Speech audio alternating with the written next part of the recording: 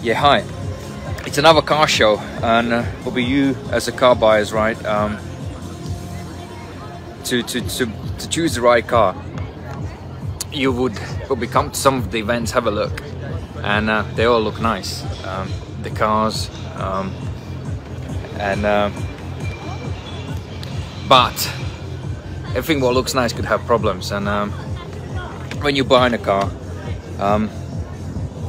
you should really know what you're buying, and because otherwise you could have some unexpected problems. So it's a lovely day in Southern Prime. A lot of used cars. Probably the crowd is not. It's not, to me. It doesn't look like a great turnaround, but quite decent enough.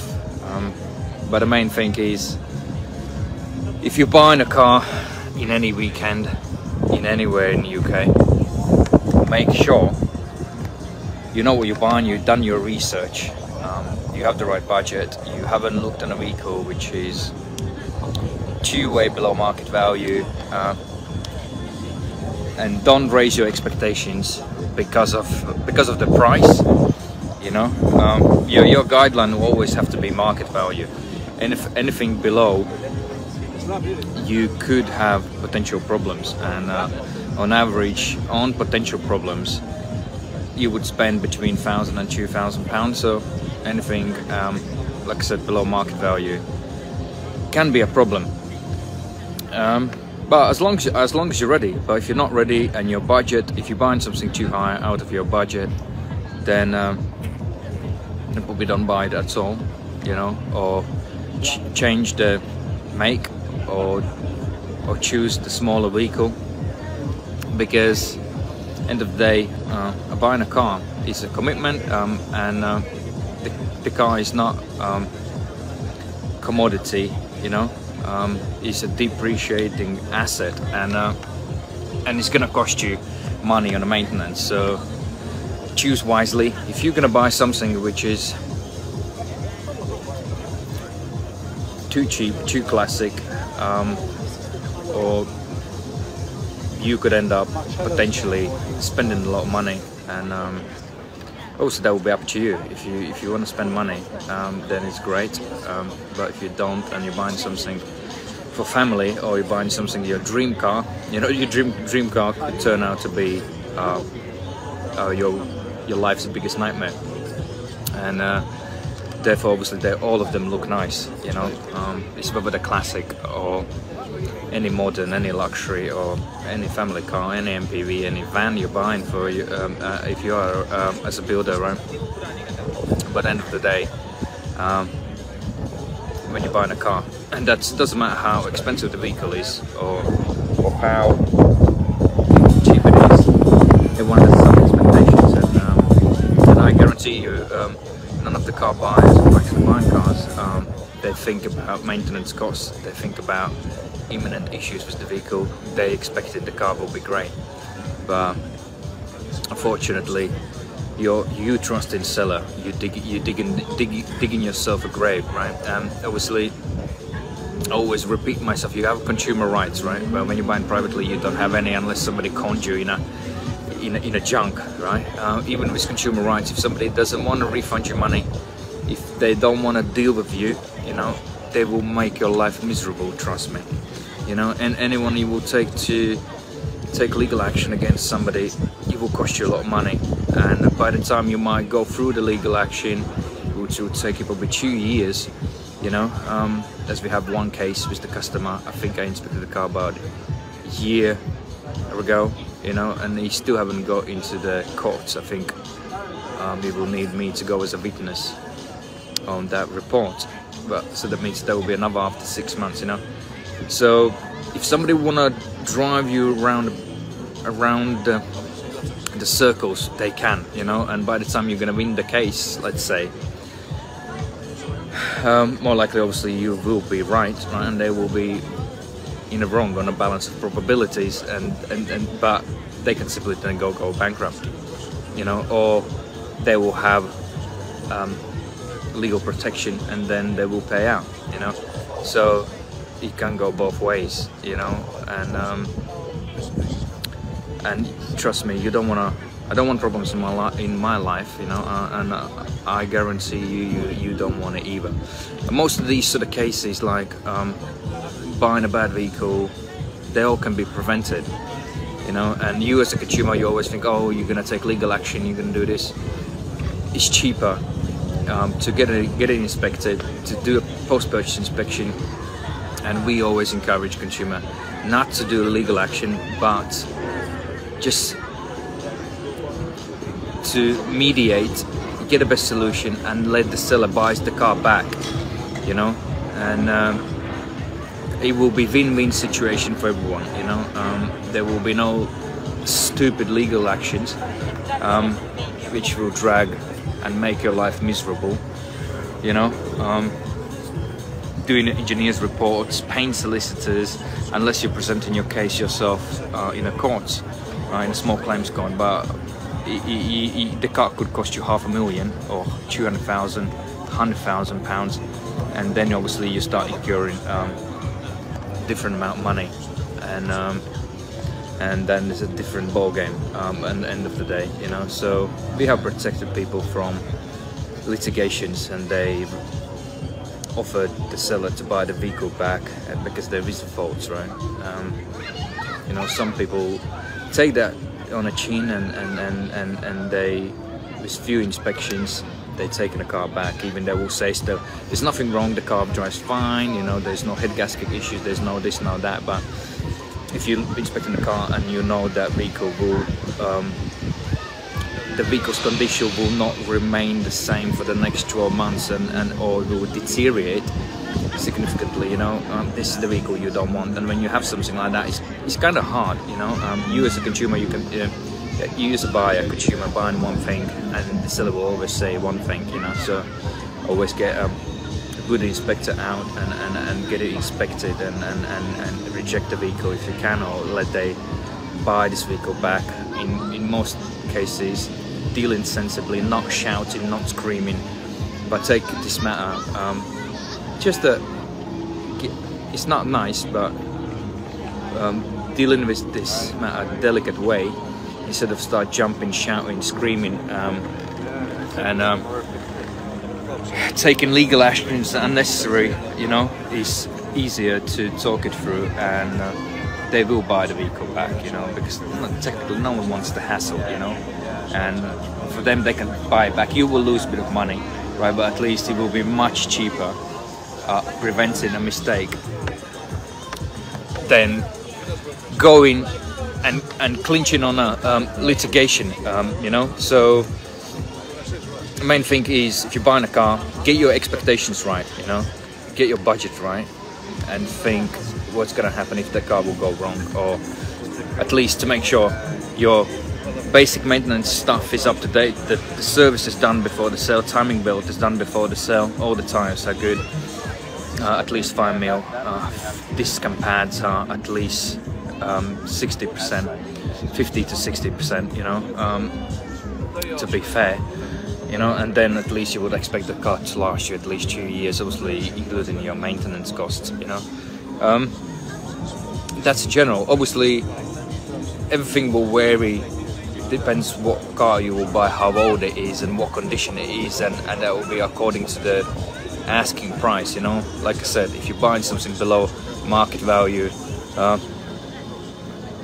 don't expect everything will be in a condition you desire. You will invest money, and you will have to. If you don't, you know, then just pass it, buy something cheaper. Regards to buying a vehicle privately from the trade, I always recommend you buying that from the trade. Will have a bigger protection. Obviously, if you know the person and you're confident who they are, which will be tricky on Facebook and eBay. Those vehicles can have some hidden problems, you know. You always wanted to make sure the vehicle is checked. From CarExamer, you can always get an extended warranty which will protect you from unexpected surprises, you know, but you can at least get a safety gap, safety cushion on inspection, and you will know potential repair cost, any issues you need to deal with. And based on obviously vehicle's overall condition, based on the service history, and potential repair costs, you can make a rational decision, put offer price to the seller, or to the private seller, right? Or just walk away, you know. Or with the trade, 9 of the 10 times they will rectify anything what is found, because they're interested, they want to sell the car. And some things, like I said, most of the sellers, the salesperson is a salesperson, he's not mechanic, he haven't prepped the car, it's not his job. You know, he simply relies on information he's been passed on from the company he works from. You know, if they have a workshop where they prep the vehicles, you know, that guy will assume the car is as it should be and he advertises as it should, but he doesn't know. So know you know, and good salesmen always will talk you into the stories, and he will say the car is great, there's nothing wrong with the car, but it's what we see on a daily basis is not really the case.